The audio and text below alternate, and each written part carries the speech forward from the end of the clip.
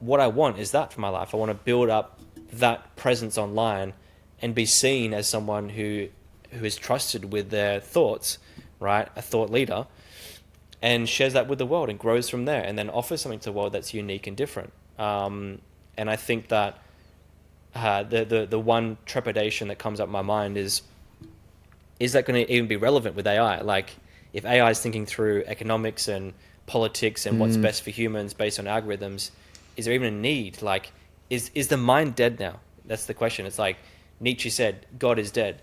Is the mind dead now?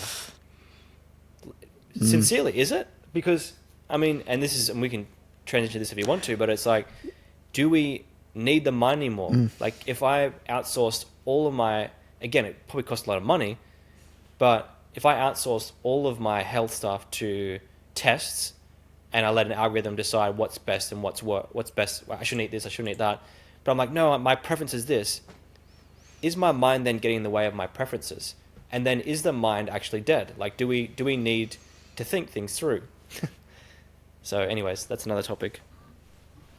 Wow, that's a good question.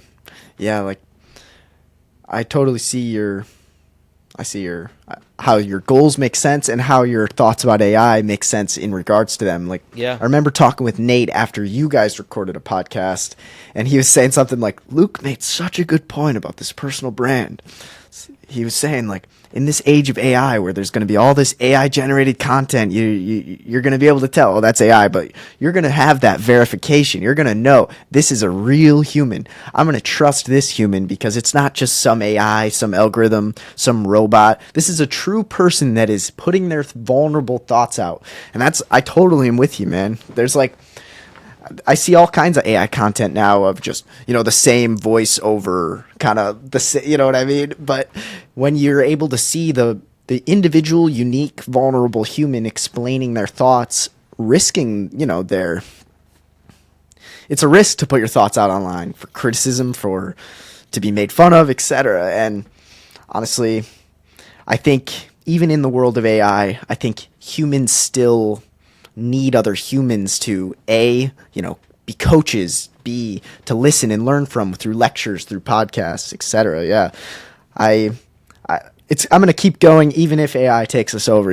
Might as well keep trying. Is always my thing. But I'm pretty optimistic, honestly. Well, I'd love to hear your thoughts on that, but what comes up for me when you say that is, so what are we doing online, right? We're offering ways of doing things, advice, tips, tricks, like points of views, thoughts, all these things, right? But what if, and maybe entertainment is where the gap will never be filled, who knows? But what if you could get a generated comedian or generated, someone who was entertaining but shared there's principles of how you share ideas to get the most engagement and entertainment, but at the same time get the advice that you want. And what if you could just go on to, what if you were struggling with, say, for example, your sleep? Like, I'm sleeping terribly, like, I don't know what to do. And then the old way of doing it was like, hey, maybe I'll go see a sleep psychologist, or maybe I see a sleep coach, or maybe I take some medication or look up online. What if you had delivered to you, you had a chip in your head? I know it's so far away. Like, we can say chip in our head that read our neurochemistry, that read like, hey, like, I can see that your cortisol spikes at 3 a.m. in the morning based on 25,000 studies, cross-correlated between these different things here, then based on how you eat and all these things, here's exactly what you should do. 1, 2, 3, 4, 5. Do you need a coach then? Oh my word, yeah. Do you need someone online to tell you, like, hey, here are 3 ways to, like, improve your sleep? I don't know if they work or not, but they're general in nature, not specified to you. So the point I'm making is, like, I don't know how far away. I don't know if this is going to be 10 years from now. I don't know if this is like 100 years. No one even thought AI would be this language-based model. AI would be available now. It's like, so what does life look like when that happens? Like, what do humans do? Like, what do we, like, we have to find new meaning. Like, it's like we have to, all of our problems are outsourced. We have the perfect life. We have the 100% health. We know how to find the right partner based on, our preferences, who we are. We've worked through all of our trauma.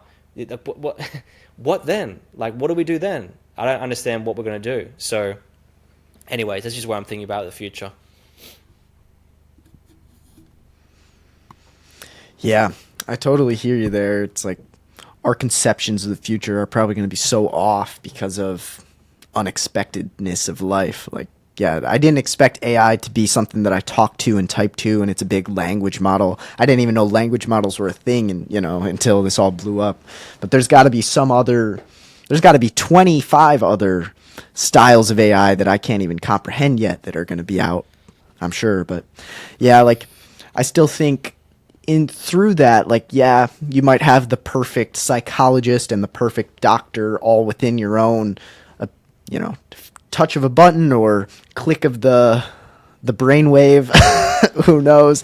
But I still think that the connections that humans make and the lessons that humans learn from each other might go deeper than, the godlike thing telling us what to do, if you know what I mean. Well, like the way that the vision that I have in my mind is like, yeah, sure, okay, we've cured all these things, like we've all our childhood traumas, all our body traumas, everything's like healed, right, to a degree. So then what do humans do? We socialize. We just socialize. Do we party every single night? Do we drink lots of alcohol because we can just heal our bodies from the alcohol? Do we then what are we connecting over? If the status, what if status goes away because we all have the same thing? We'll have the same amount of resources. We all have the same amount of then what makes someone attractive or not attractive? Because then everyone can just beautify themselves. At what point does it just become null, right? Are we going to like a zero at this point? So, are we going to parties every single night, just socializing? And then why are we socializing if we're not trying to mate? It's like, and then do we just move our biological urges? Can we do that? Is that possible? So this is what I'm thinking about, life in the future. It's just it's so scary, to be honest with you. Man, bro, yeah, these are putting some thoughts in my head. Yeah, it's scary on one hand. I have no idea the time horizon, like, we've hit the exponential curve, in my opinion. Like, we have these past 20, 30 years have just been insane transformation, technological revolution. Yeah. But like, maybe we're here on the curve and we're going straight up. Maybe we're still there. It's hard to fully tell, but there is probably going to be a point where we're going to be like, wow, this is straight up and we're just along for the ride now. Like, yeah, like, why are we going and socializing? Why are we doing anything if anything can be done for us?